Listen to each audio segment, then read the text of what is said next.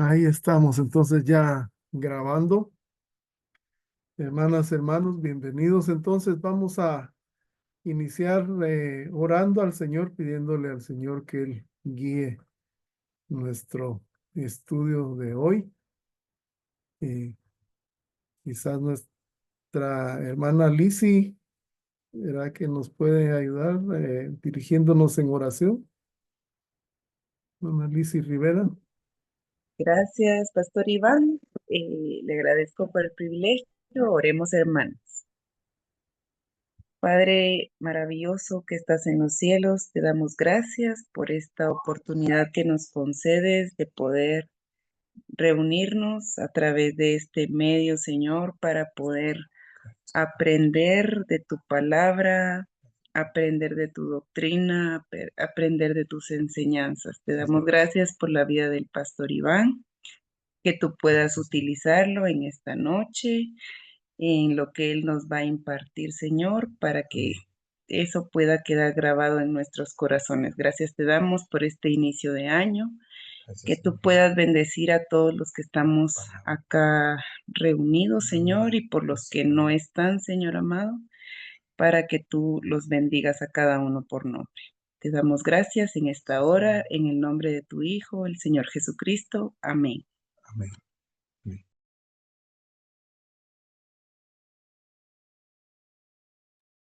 Amén. Muy bien, mis hermanas, hermanos. Eh, Otro de los temas que algunos hermanos han pedido que tratemos es el tema sobre el ecumenismo. Permítanme, vamos a acomodar acá esto. Eh, y creo que es algo muy importante. Estamos viendo estos temas que de alguna manera están relacionados con la identidad de nuestra iglesia, ¿verdad?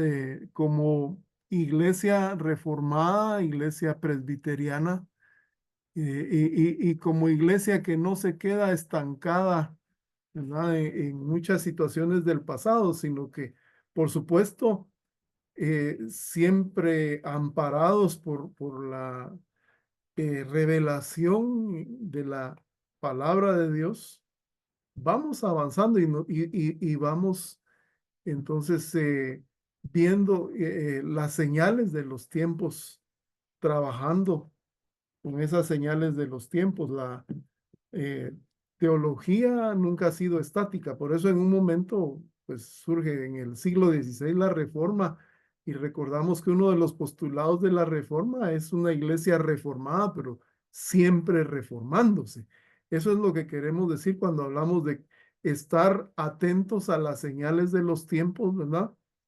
Para pues que nuestra enseñanza y nuestra teología sea pertinente al tiempo de hoy, ¿verdad? Como ha dicho alguien, no podemos estar respondiendo a preguntas que ya no interesan a nadie, ¿verdad? O sea, por ejemplo, en el siglo XVI, cuando se dio la reforma, pues había preguntas que la gente hacía que eran pertinentes en ese momento, pero que hoy ya no tienen la misma pertinencia. Hoy hay otras preguntas en el ambiente, hoy hay otros temas en los que la iglesia debe enfocarse, ¿verdad? Y sobre todo debe enfocarse partiendo de la revelación bíblica y en esa revelación se nos dice que el principio más importante, el Señor Jesús, la revelación de Dios, la palabra de Dios encarnada, nos enseña que lo más importante a lo que debemos atender es el amor, es la misericordia. Y eso es algo muy importante. Y también la escritura nos habla de la unidad. Entonces, mis hermanos, hermanas, vamos a dialogar acerca de este tema importante, el ecumenismo, ¿verdad? Solo déjenme ver algo. Voy a volver a a ponerlo para ver si así cuando querramos avanzar no nos deja en el aire. Ahí miran la presentación, ¿verdad? Sí, pastor. Sí, se ve, pastor. Muy bien. Nuestro tema central va a ser el ecumenismo. eh, y bueno, vamos a avanzar aquí para hablar de...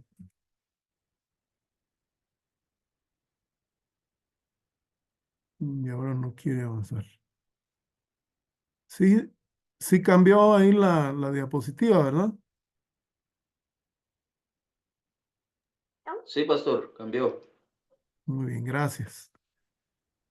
Entonces, de entrada vamos a ver algunos de los temas. Por supuesto, si hay interacción con ustedes y tienen alguna eh, sugerencia o alguna duda que plantear, podemos también incluirlo en esta lista de temas, pero más o menos queremos llevar este camino. En primer lugar, hablar de la perspectiva bíblico-teológica de la unidad de la iglesia. Digo, en primer lugar, aunque esto le he pedido al pastor Jenner, que yo la semana entrante no voy a poder estar con ustedes por un compromiso familiar. Entonces, el pastor Jenner va a tomar esta temática de la perspectiva bíblico-teológica de la unidad de la iglesia, ¿verdad? Ese es el punto de partida. Pero queremos también enfatizar, porque yo creo que no podemos realmente hablar del tema del ecumenismo sin hablar de la perspectiva histórica.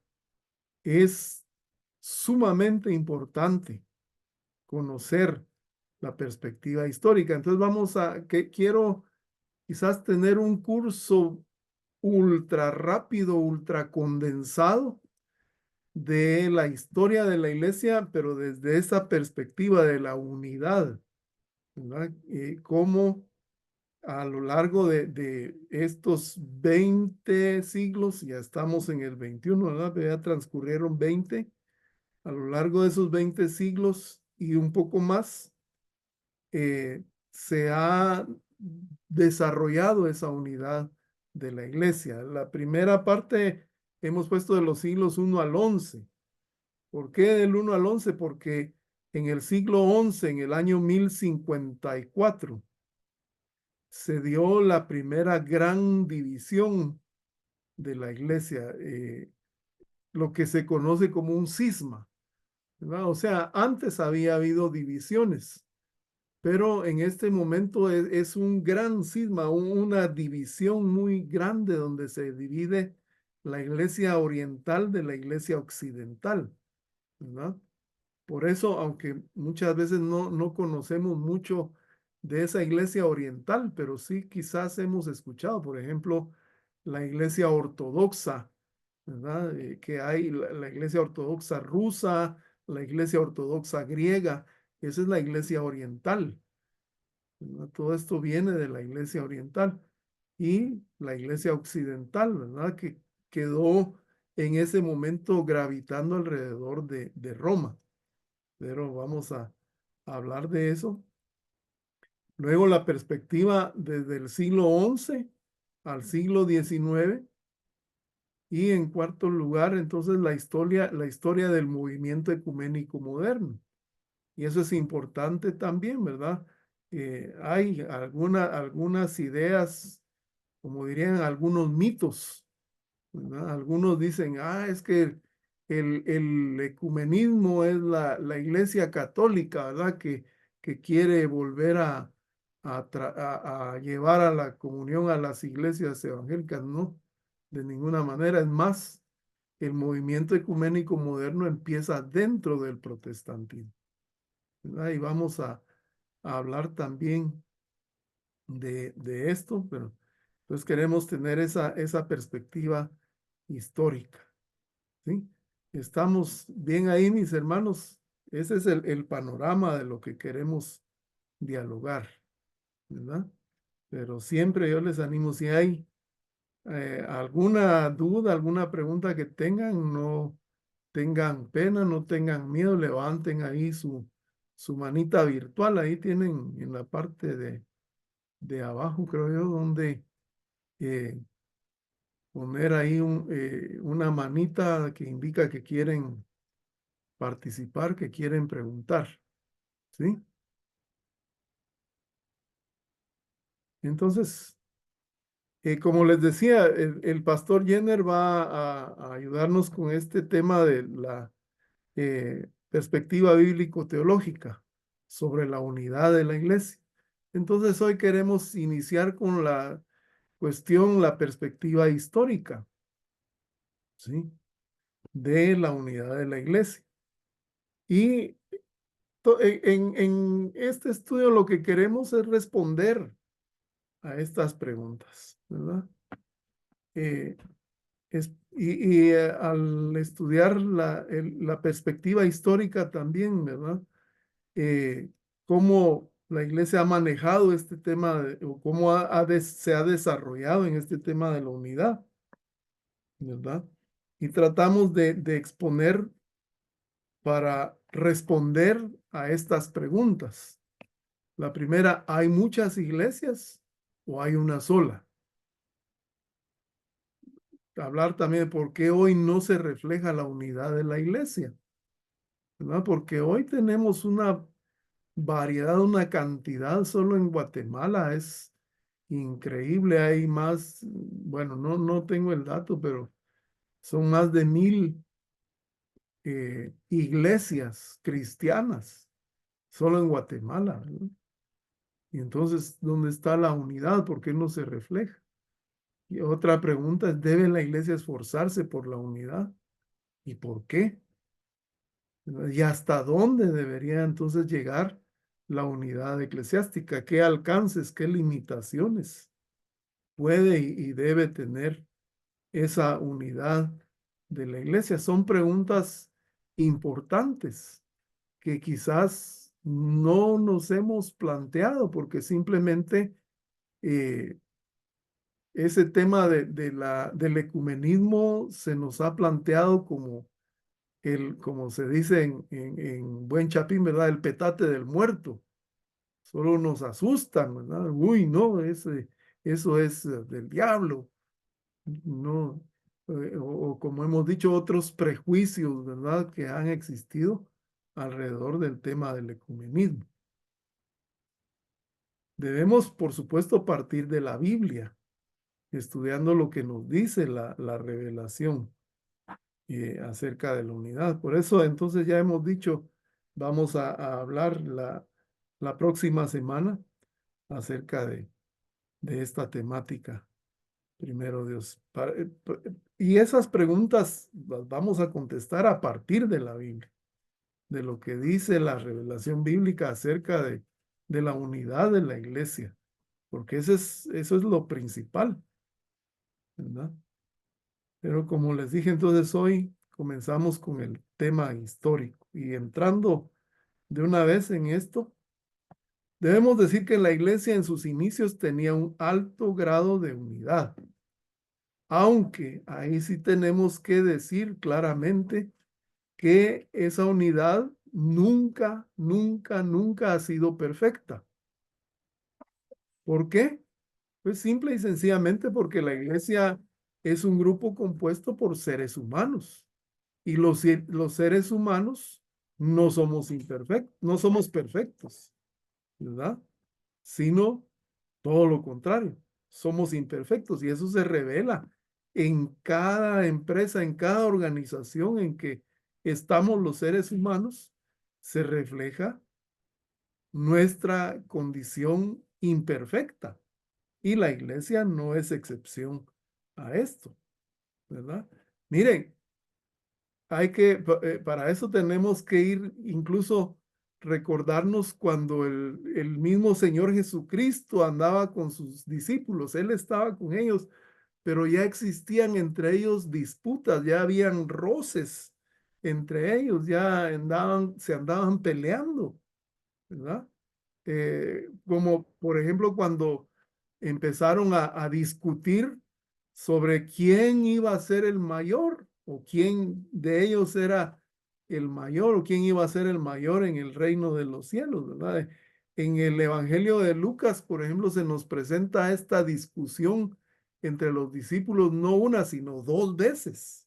Fíjense ustedes, ¿verdad? En la primera, cuando el Señor, cuando ve que están discutiendo sobre esto, llama a un niño y lo pone en medio de ellos y les dice, el que quiera ser el mayor tiene que ser como este niño, ¿verdad? Y la segunda, cuando les dice, miren, los gobernantes de este mundo se enseñorean de los demás, oprimen a los demás, pero entre ustedes no será así, sino el que quiera ser el mayor, les dice entonces debe servir, ¿verdad?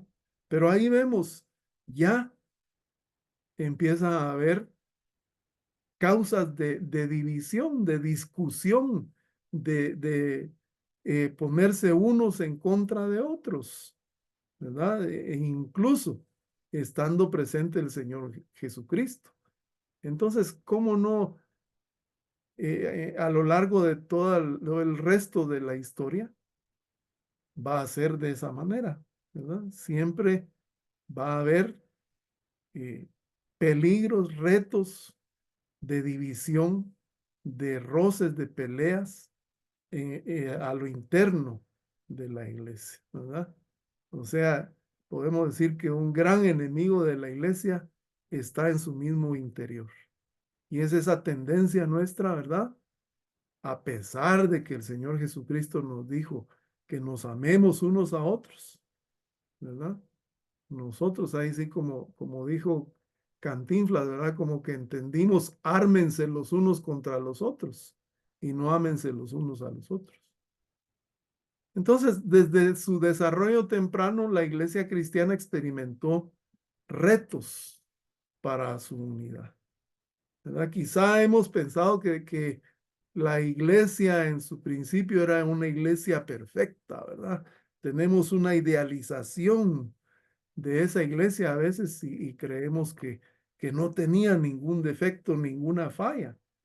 Pero en el libro de Hechos ya vemos que sí hay ahí cuestiones que atentan contra la unidad. Y vamos a ver como dicen, para muestra, no un botón, sino dos ejemplos. Hechos 6.1.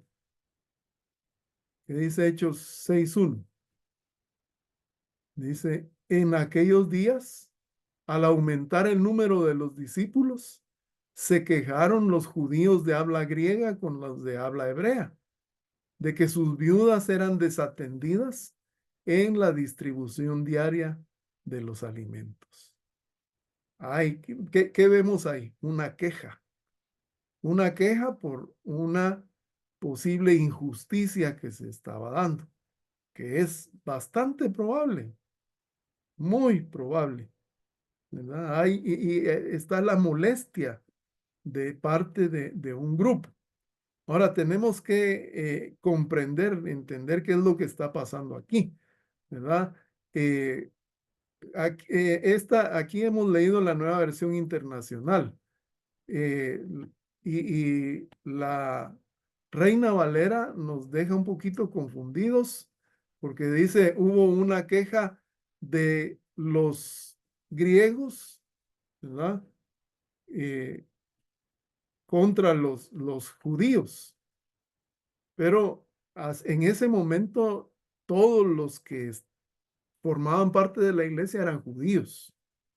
No había gentiles todavía. Entonces, ¿por qué habla de griegos? Lo que pasa es que ahí nos está hablando y es algo que ya estaba entre el mismo judaísmo. Esa división, ¿verdad? En dos grupos ya era parte del etos judío, o sea, de la situación que se daba en el judaísmo, no solo en Palestina, sino aún afuera de Palestina, ¿verdad? Afuera de los que vivían ahí en lo que había sido el territorio de Israel, ¿verdad? En Judea, en Galilea. Y era la división viene desde tiempos del imperio griego, ¿verdad? Y continúa en este tiempo cuando ya está el imperio romano, por, porque básicamente los romanos adoptaron la cultura griega, es la cultura, podemos decir, grecolatina, eh, entre griegos y romanos, ¿verdad?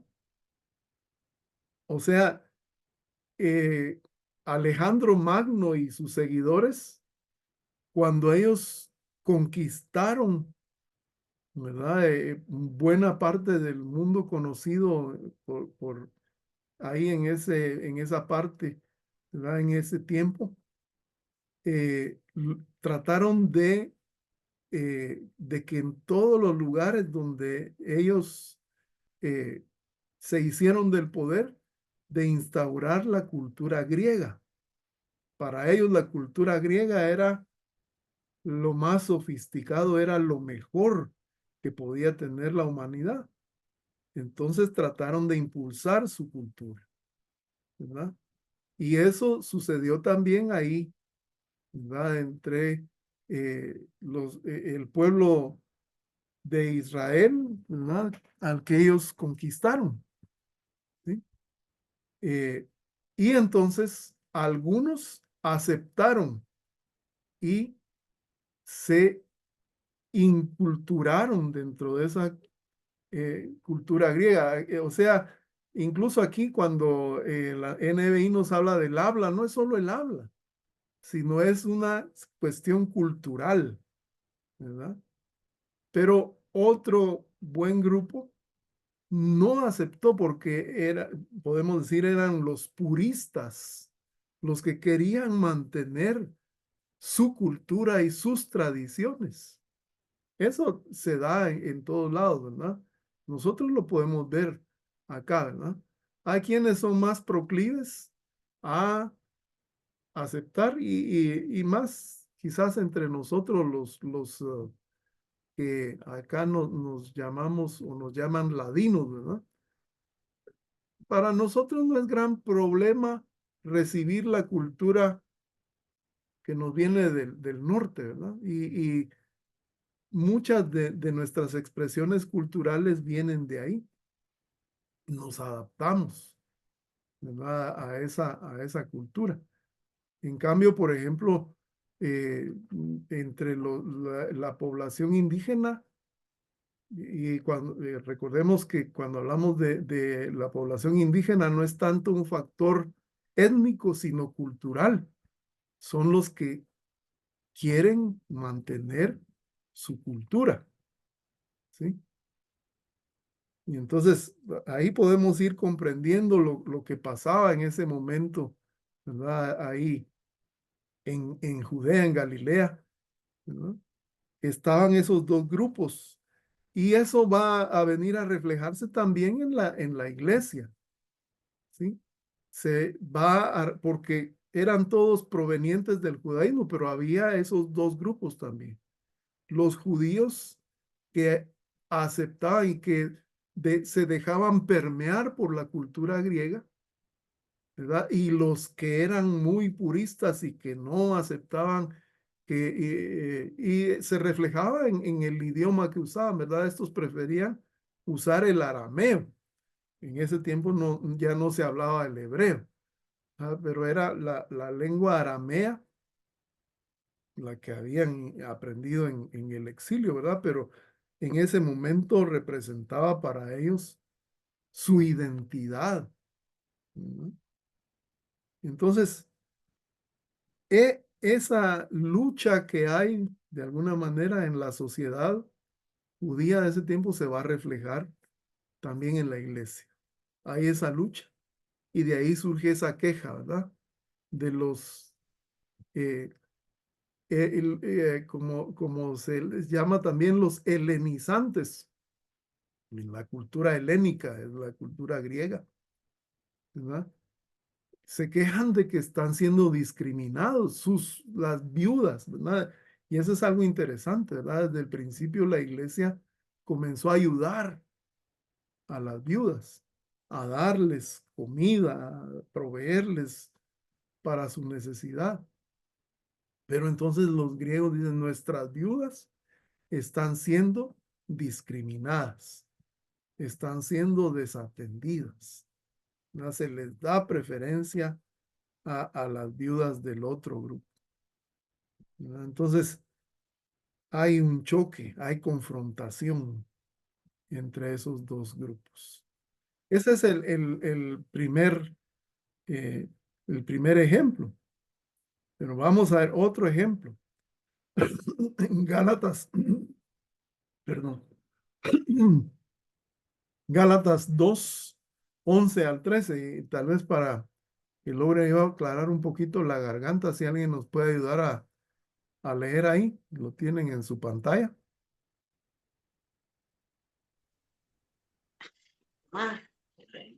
¿Qué es?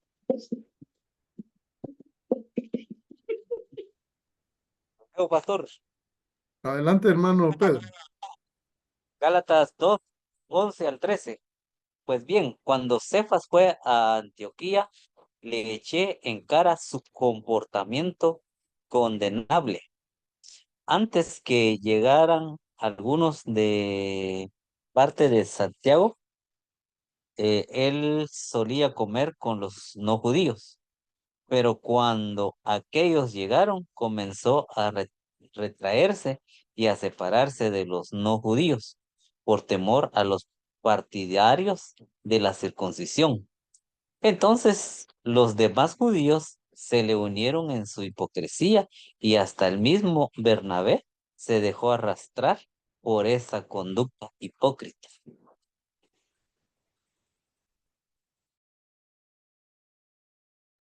Gracias, hermano. Mire, y aquí podemos ver, mire, el lenguaje que usa aquí Pablo es fuerte, ¿verdad? Bueno, en toda la carta a los Gálatas, Pablo usa un lenguaje bien fuerte y sin duda aquí también al recordar este episodio de su vida ministerial, ¿verdad? Dice que le echó en cara, reprendió, dice en otra parte, en otra versión, a, a, a Pedro, Cefas, ¿verdad? Es Pedro, dice eh, el nombre precisamente en arameo, ¿no? Pedro viene del griego Petra, ¿no? Pero en arameo se dice Cefas. Y, usa ese nombre acá en la NBI. Ahora, ese es un problema que se dio en la iglesia en los primeros tiempos, ¿verdad? En el primer siglo de la historia de la iglesia, prácticamente desde su surgimiento, como dijimos al principio, los cristianos todos eran de ascendencia judía, ¿verdad? Eso lo vemos ahí en el libro de los Hechos. No es hasta ahí por el capítulo 14 de Hechos, cuando ya entonces Pablo empieza su ministerio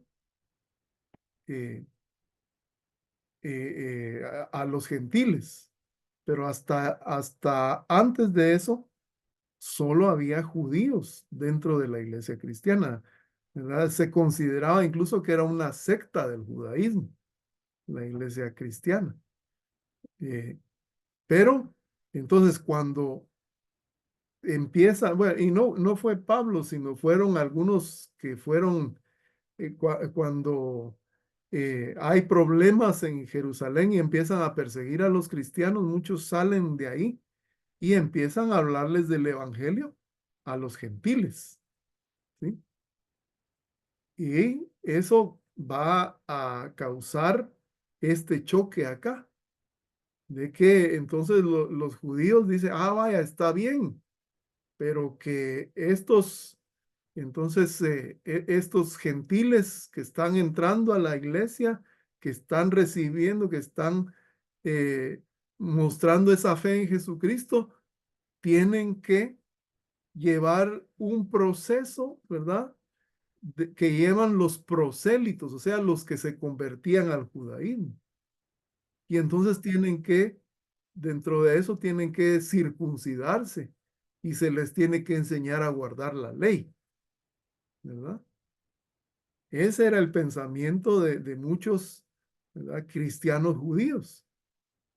Pero vienen otros y viene, por ejemplo, Pablo y dice no, ¿verdad? Dice no, porque pues a Pablo se le había revelado, el mismo Señor Jesucristo, ¿verdad? Le había revelado que los gentiles también podían creer en Jesucristo y con ese, al mostrar esa fe, ¿verdad?, ya venían a ser parte de la iglesia sin necesidad de ninguna otra cosa, ¿verdad? Por supuesto, sí, ser discipulados en la enseñanza cristiana era lo único necesario. Pero entonces se dan esas dos posturas y aquí lo que está, incluso Pedro, recordemos que a Pedro Dios mismo le había mostrado aquella visión, ¿verdad? Antes de ir a predicarle a Cornelio el centurión. Dios le dio una visión donde le dijo, lo que Dios ha limpiado, tú no debes llamarlo impuro, inmundo, ¿verdad? Como decían los judíos. Sin embargo, por presiones de estos judíos, dice Pablo, cuando Pedro llega a Antioquía, ahí en Antioquía es donde está la primera congregación cristiana gentil, ¿verdad? Ahí Pablo es traído por Bernabé, ¿verdad? Y empiezan ahí a formar esta iglesia en Antioquía. Y cuando cuando Pedro llega, perdón, dice, se comporta, tiene un comportamiento que podríamos llamar hipócrita, ¿verdad? Porque antes de que llegaran algunos de parte de Santiago, es decir, de estos judíos que creían que debían, que los gentiles debían también asimilarse al judaísmo, ¿verdad? Entonces ya deja de comer con ellos, porque era una cuestión que para el judío era sentarse a comer con un gentil, era algo terrible, ¿no? Pero entonces Pablo viene y confronta y reprende a Pedro por esto. Entonces ahí vemos otro punto de división que incluso hace que se reúna un concilio, aunque cuando Pablo habla de esto ya había sido ese concilio, incluso ya el concilio en Jerusalén, que está en Hechos 15, ya había decidido no, como dice ahí, no imponerle nada a los gentiles cristianos, nada más, ¿verdad? Que dos cosas ahí que habría que estudiar, ¿verdad? De abstenerse de muertos, dice, de sangre y de carne de animales muertos. Bueno, pero entonces lo que queremos ver es eso, la unidad de la iglesia nunca fue perfecta, siempre hubo problemas, incluso desde el inicio, desde estos tiempos apostólicos, cuando estaban los apóstoles, aún entre ellos mismos, ¿verdad? Entre Pablo y Pedro, se dio un conflicto.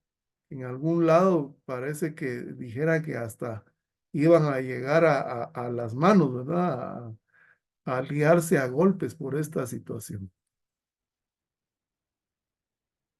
Ahora entonces, al principio, yendo un poco más, avanzando en la historia, al principio las iglesias particulares tenían autonomía, ¿verdad? Pero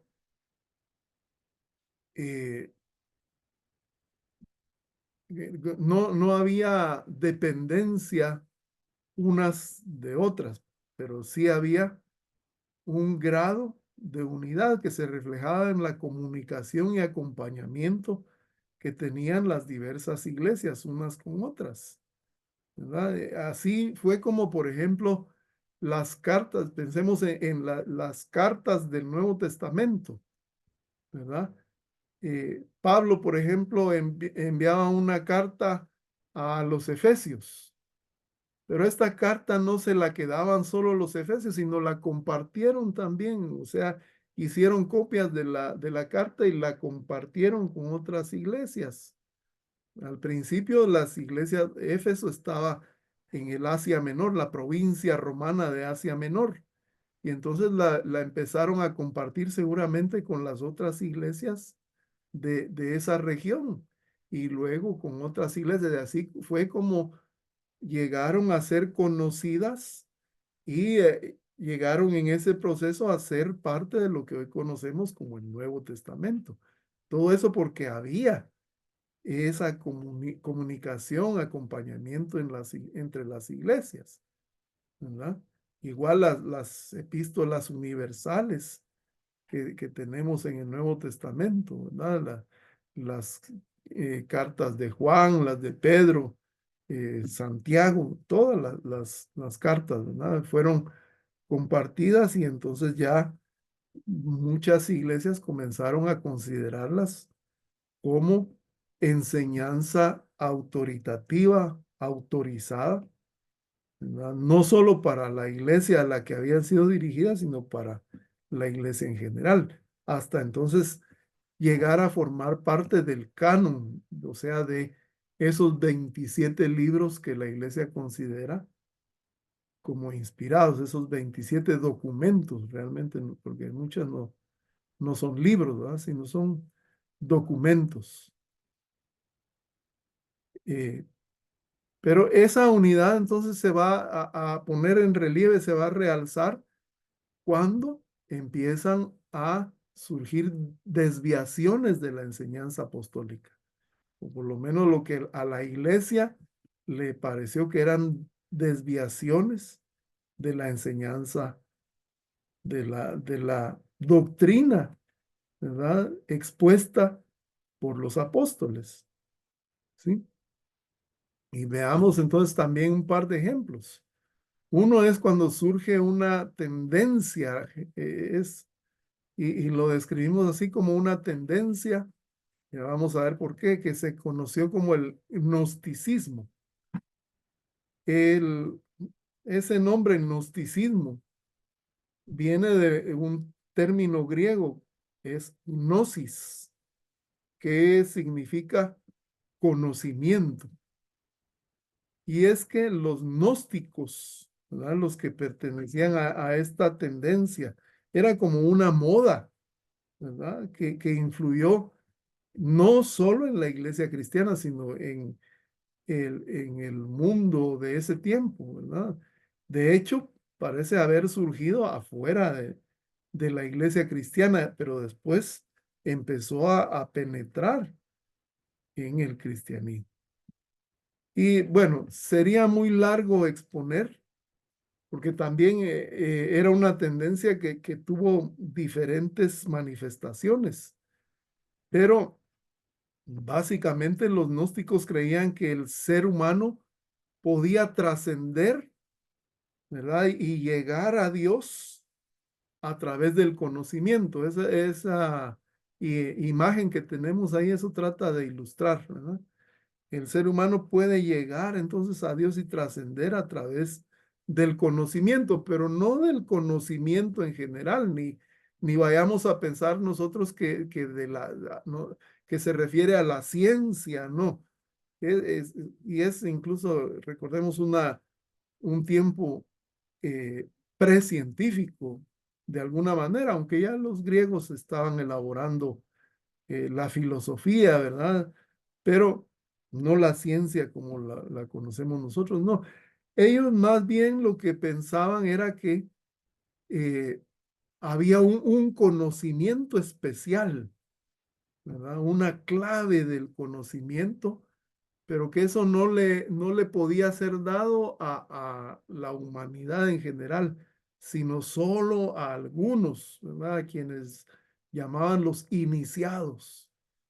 Y solo esos iniciados eran capaces de poseer ese conocimiento especial que podía entonces hacerlos trascender y llevarlos, ¿verdad?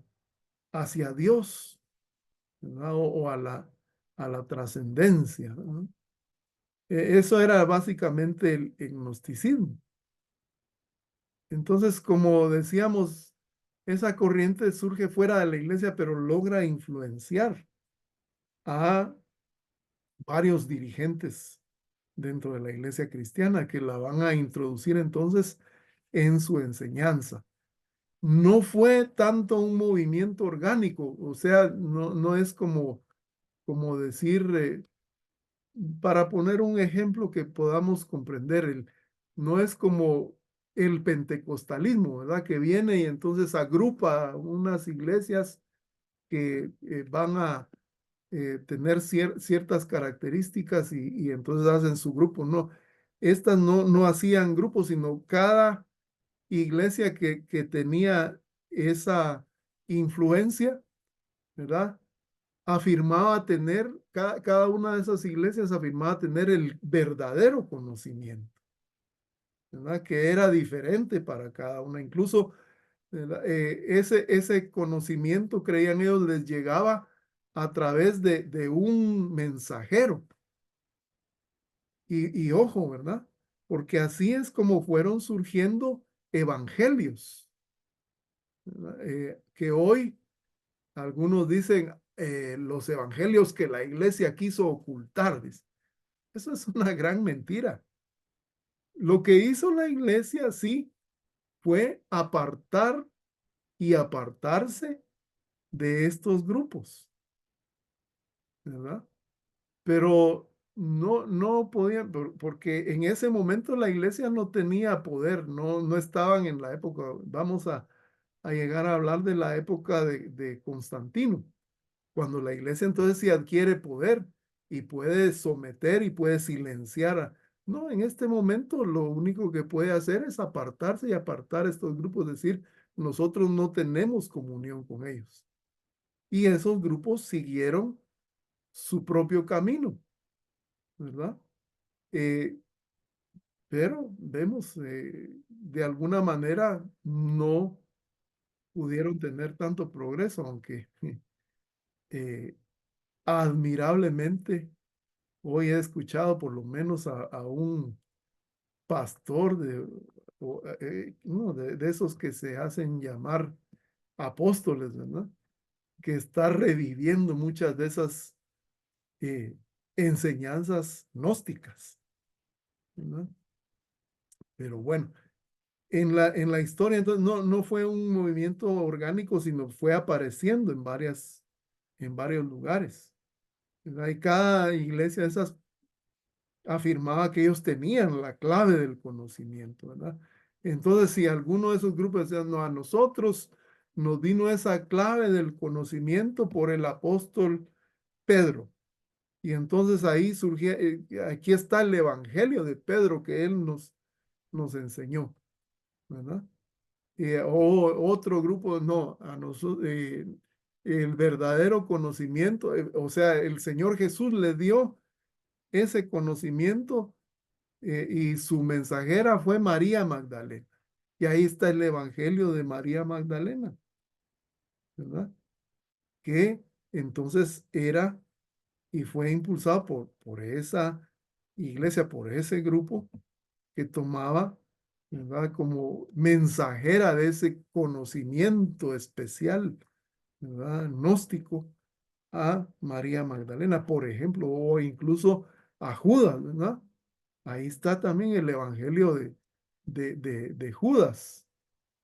Judas, el que entregó al Señor, pero entonces, según ese evangelio, Judas no fue un personaje con aura negativa, sino lo contrario, ¿verdad?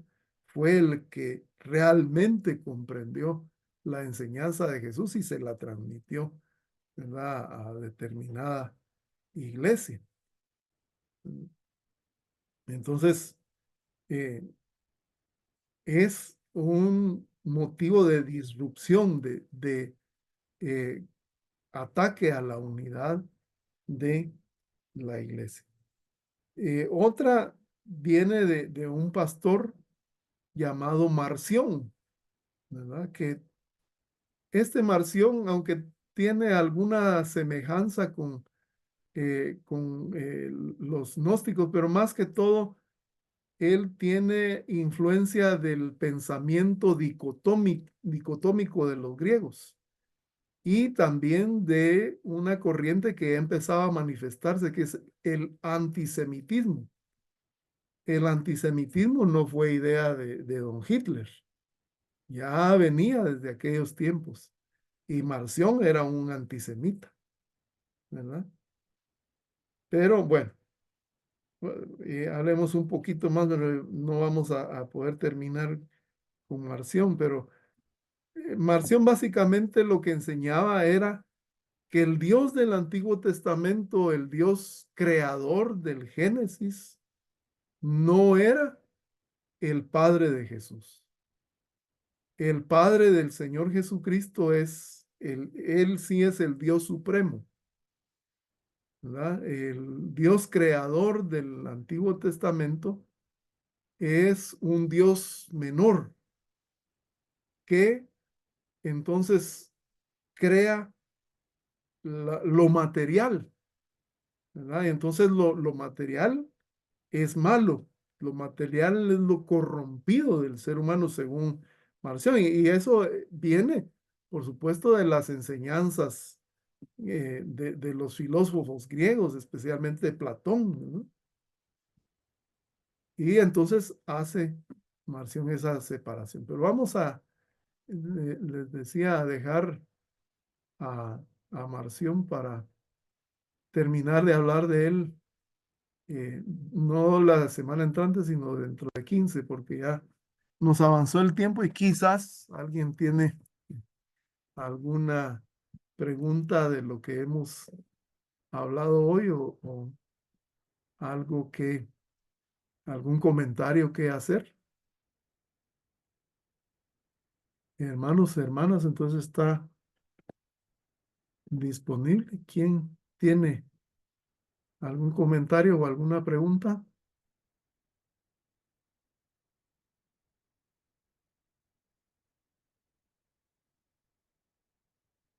Y que si no hay preguntas, de repente mejor voy a volver a repetir lo que ya hablamos para ver que se me da que quizás no hay preguntas porque no hemos captado. A ver, Marquitos, adelante. Marquiños. Buenas noches, hermanos, buenas noches, hermanas. Gracias, pastor, por el tiempo de preguntas y participaciones. Me llama mucho la atención este tema que usted estaba mencionando, la manera en que se explica la historia y de dónde salen estos libros que en algún momento les dicen apócrifos.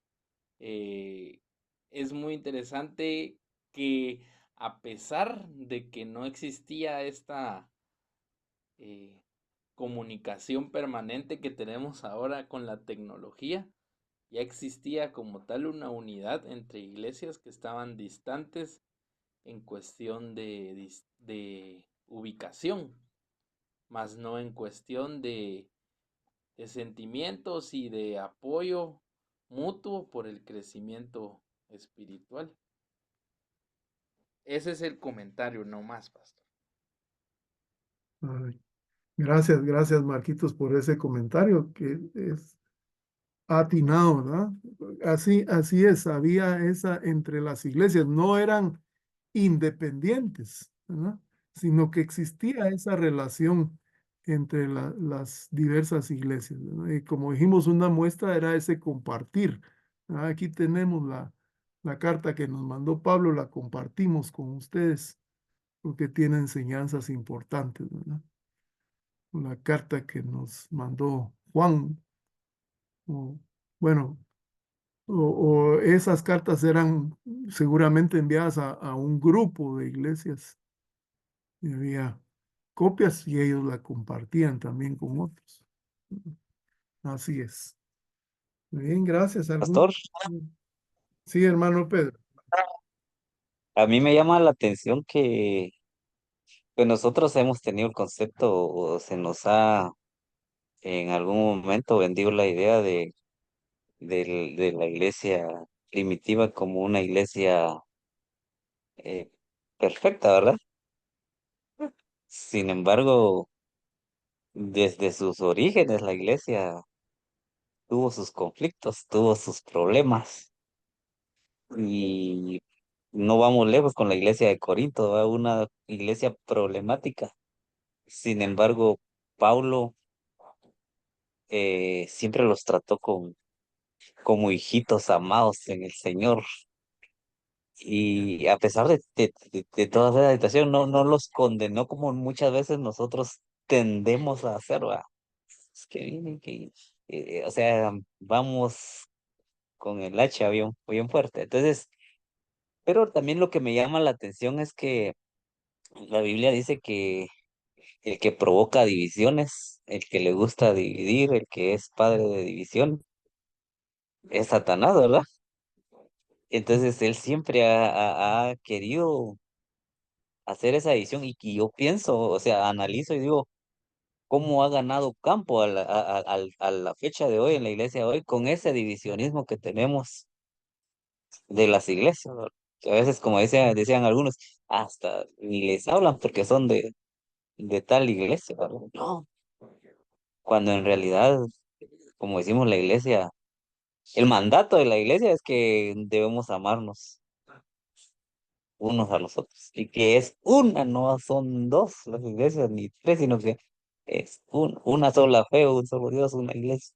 Entonces, es eso me, me, me, me, me llama mucho la atención y por eso lo resalto yo en este momento. Sí. Eh, Ay del que le hable al pastor Jenner o al pastor Iván. Dicen, eso está sucediendo. Y bueno, sí, hermano, y a los corintios, aunque Pablo los está regañando, pero sí, todavía, pero si vamos a los Gálatas, a la carta a los Gálatas, ahí sí, ahí sí Pablo está bravo. Y miren, hay una parte ahí que la Reina Valera traduce Gálatas insensatos, pero en realidad el término original es más fuerte. Eso de insensatos es un eufemismo, ¿verdad? Y les digo, lo que les está diciendo es algo así como Gálatas idiotas, Gálatas imbéciles. Es bien fuerte. Y ahí es donde también Pablo va a hablar de ese conflicto que él tuvo con Pedro, ¿verdad? Lo leímos ahí en Gálatas 2, pero es una carta bien fuerte a los Gálatas, tanto que, miren, en todas las cartas paulinas que vemos, Pablo al inicio pone una oración, una acción de gracias, incluso en las cartas a los Corintios. La primera a los Corintios, que es cuando Pablo está más, eh, pone una acción de gracias por la iglesia, pero en Gálatas no. Ahí sí dejó de lado cualquier acción de gracias ni nada. Y como digo, sí les habla fuerte, ¿verdad? Les habla bastante fuerte. Así que también hay su excepción a esa regla, ¿verdad? Es eso porque sí tenemos que ser fieles a la palabra del Señor y eso lo consideramos también como palabra de Dios, ¿verdad? Aunque esté así de fuerte. Adelante ahí, no sé si es hermano Miguel, hermana Rudy o quién, ¿verdad? Pero adelante. Noches, Pastor Iván, le saluda su hermano en Cristo Miguel, aquí junto con mi familia, por supuesto. Amén. Dios les Buenas noches bendiga. a todos mis hermanos. Dice que hablando del tema de la iglesia, yo leía un libro la vez pasada de Justo L. González, que tiene como título Señales de la Iglesia. Y él le hace 4 preguntas y dice, es una, santa, católica y apostólica. Ujú. Y la verdad es que ese tema de la iglesia, si debería ser una o no, es un tema a veces de división en estos tiempos, porque como que cada quien quiere tener una denominación y el día que Cristo venga por su iglesia, va a venir por denominaciones. Sin embargo, la Biblia dice que Dios va a venir por una iglesia, por su esposa. No dice por sus esposas, ni por sus iglesias. Y pues creo que pasamos desapercibido nosotros lo que dice la escritura. Solamente ese es mi aporte, pastor. Muchas gracias. Y gracias por la enseñanza. Muchas gracias, hermano Miguel, así es, ¿verdad? Y el Señor viene por una iglesia y hemos hablado también ya del catolicismo o la catolicidad, que no es lo mismo, ¿eh? La catolicidad de la iglesia que el catolicismo. Eh, hemos enfatizado, nosotros somos católicos, porque el término católico, bueno, aunque yo siempre digo, y muchos dicen, es universal. Mm, más o menos, pero no exactamente, ¿verdad? Porque católico el significado es según el todo. O sea, el católico es lo que se refiere a toda la iglesia del Señor. Según, o sea, de lo que nos habla el término católico es que hay unidad en la diversidad, ¿sí? Unidad en la diversidad. La iglesia es diversa, pero al fin de cuentas es una. ¿No? Es diversa porque hay gente de distinta procedencia, que hablan distintos idiomas, de distinto color de la piel, mucha diversidad, tanta diversidad como hay entre los seres humanos, pero al fin de cuentas es una sola iglesia, ¿sí? Y por eso es la santidad, la catolicidad, la apostolicidad, que también tenemos que ver a qué se refiere, ¿no? Eh, bueno, eh, no sé si hay alguna otra pregunta, aunque ya nos pasamos de las 8, pero no queremos, si alguien tiene alguna duda importante, no la queremos dejar. Pero si no, damos gracias a Dios. El pastor Jenner quería decir algo. Adelante, pastor. Creo que voy a pensar ahorita con la introducción que vamos a tomar para el próximo jueves. Creo que una de las cosas que tenemos que reconocer son todos los miedos que nos han metido a ser una iglesia. Son todas las tradiciones, todos los comportamientos. Y hay muchas evidencias en los textos bíblicos de la iglesia primitiva que era una sola iglesia.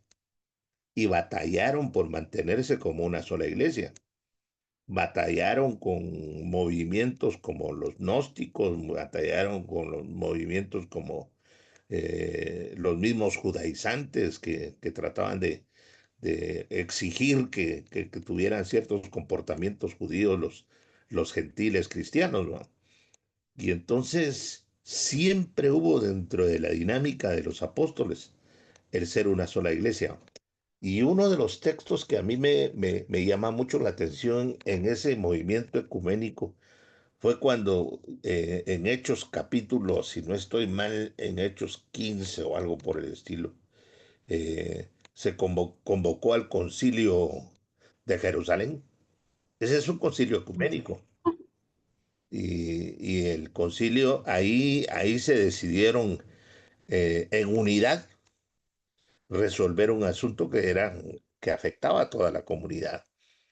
Entonces creo que nosotros hemos sido llamados, como hemos dicho, a ser una iglesia diferente, a no dejarnos mover por pensamientos o tradiciones, sino a ir mucho más allá de lo que el Señor quiere que vayamos. Y creo que esto de formarnos, esto de que nos has dado, hermano pastores, nos ayuda para ir abriendo un poco más el panorama de lo que es el ser ecuménico. El ser ecuménico es ser cristiano, y buscar la unidad de la una sola iglesia, como decía nuestro hermano anteriormente.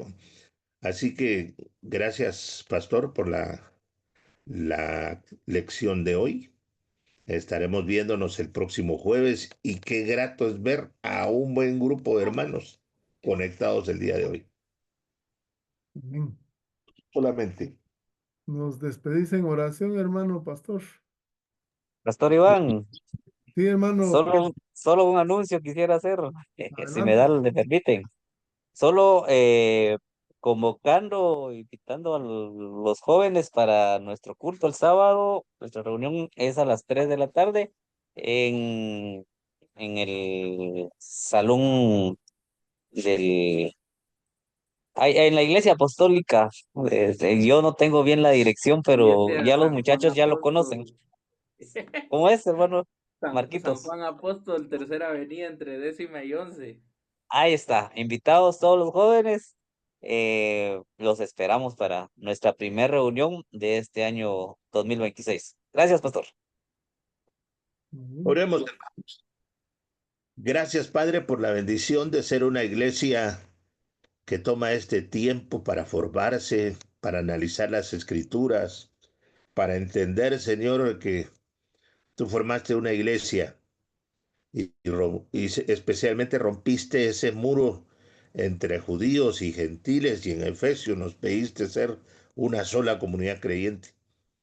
Queremos pedirte que sigas obrando en nuestra mente, en nuestro corazón, en nuestra iglesia, para que nosotros podamos responderte, Señor, de la mejor manera desde el llamado que nos has hecho para ser una comunidad creyente.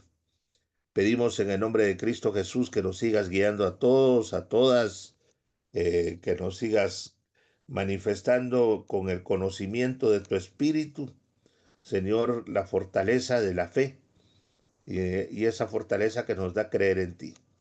Gracias por mis hermanos, mis hermanas, gracias por la vida del pastor Iván, y gracias por lo que seguirás haciendo en cada uno de nosotros, en el nombre de Jesús. Amén.